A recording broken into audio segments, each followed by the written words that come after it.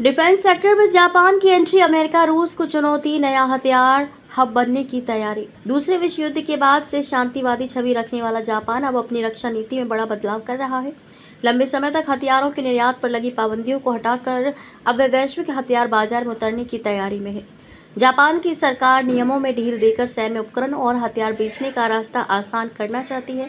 इससे जापान अब एक बड़े डिफेंस सप्लायर के रूप में उभर सकता है। ये बदलाव ऐसे समय में हो रहा है जब दुनिया में युद्ध और तनाव बढ़ने के कारण हथियारों की मांग तेजी से बढ़ रही है। रूस यूक्रेन युद्ध और पश्चिम एशिया में तनाव के चलते हथियारों की सप्लाई पर दबाव बढ़ गया है।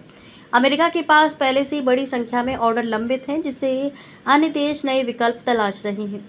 इसी कारण कई देश अब जापान की ओर देख रहे हैं ताकि उन्हें समय पर हथियार और रक्षा उपकरण मिल सके। जापान भी इस मौके को भुनाकर खुद को एक भरोसेमंद सप्लायर के रूप में स्थापित करना चाहता है। चीन की बड़ी चिंता, जापान की इस नई नीति से चीन की चिंता बढ़ गई है। चीन ने जापान को चेतावनी देते हुए कहा है कि उसे इस मामले में सावधानी बरतनी चाहिए, क्योंकि इससे क्षेत्रीय संतुलन प्रभावित हो सकता है।